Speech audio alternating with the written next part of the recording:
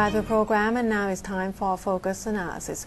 Over the weekend on Sunday night, there were like about 30 pockets of violence in Narathiwat province, believed to happen by the insurgents' attack. And also this morning, 2 teachers got killed by drive-by shooting, and now over 300 schools closed in Narathiwat alone. So today we will get away from the parliament politics a little bit, and we will take a look at what's happening in the South with คุณไพศาล ศรีจรัสจัญญา สวัสดีค่ะ สวัสดีค่ะ ครับ สวัสดีครับ คุณไพศาล first of all, why it's a lot of people said every time, I mean, government said that they prepare measure when the school gonna start, and then the school start, and it's an up, I would say, pretty much the same cycle repeated itself every time.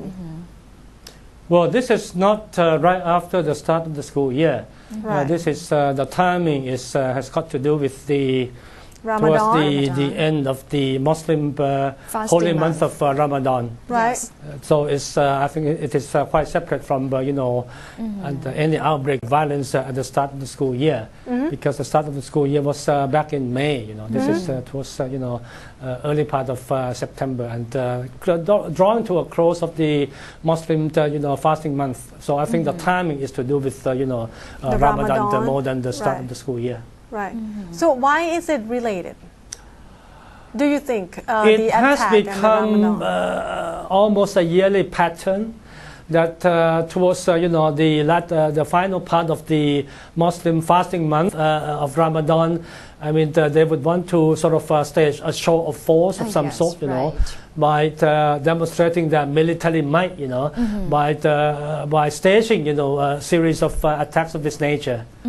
So I think this has become more or less an annual pattern.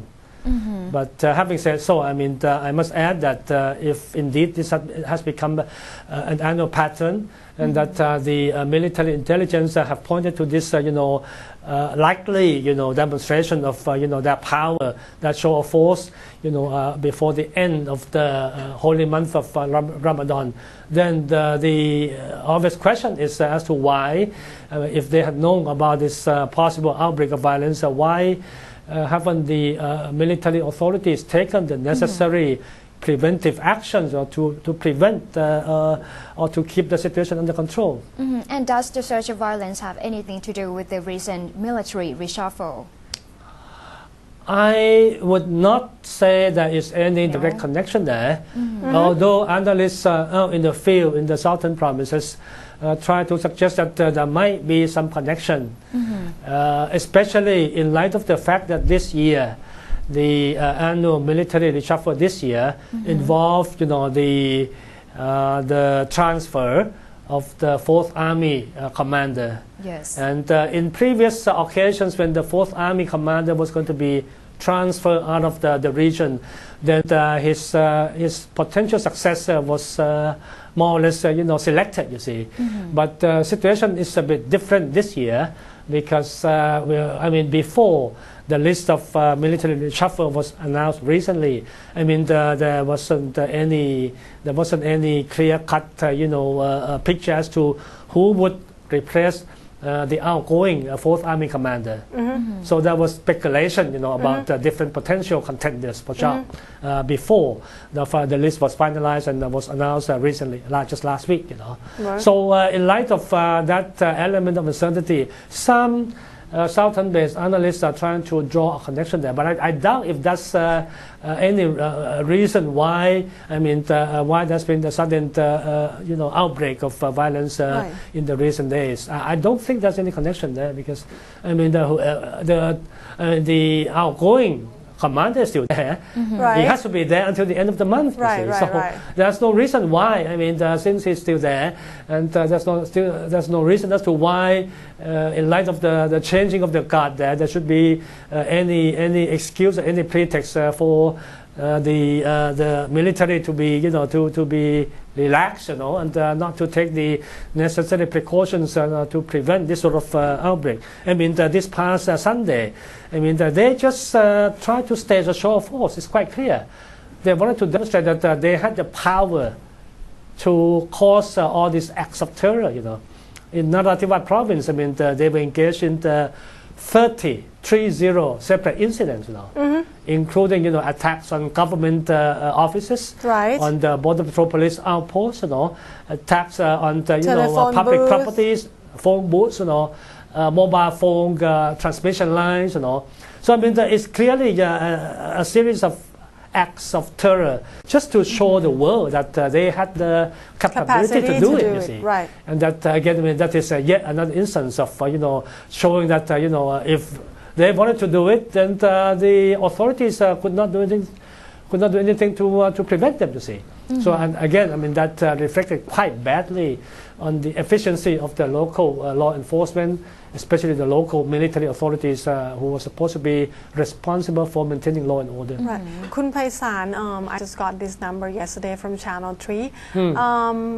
I cannot be sure how accurate it is, but it's sad a number anyway. In the past 7 years, 327 schools has burned down, 135 teachers killed, 122 teachers injured, 36 students killed, and 158 students injured. These are correct figures. Even though there is other personnel in other professions got injured and killed, but why they have to target on the teachers and students?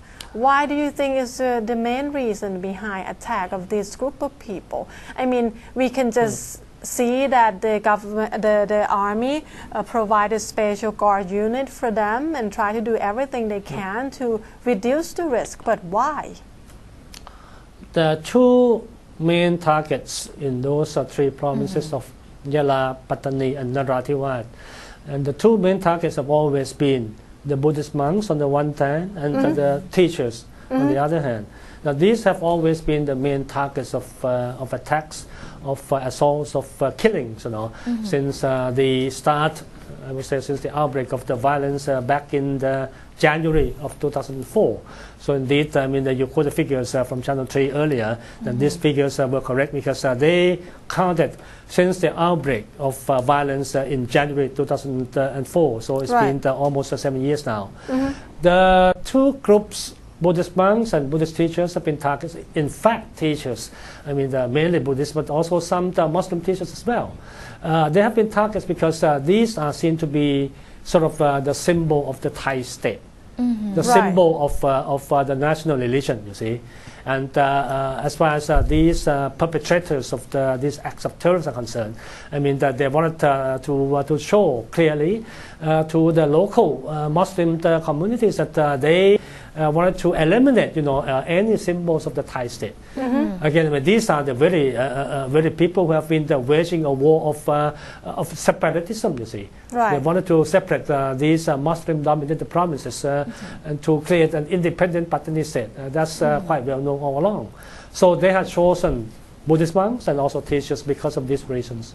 Is there any possible way that the government can identify the real mastermind, the real unit, that kind of obvious front that operate this? After almost 7 years since the outbreak of the latest series of violence since January of 2004, I mean, it has not been made clear at all as to who are the main masterminds. It has been 7 years. There must have some development somehow, somewhere. Well,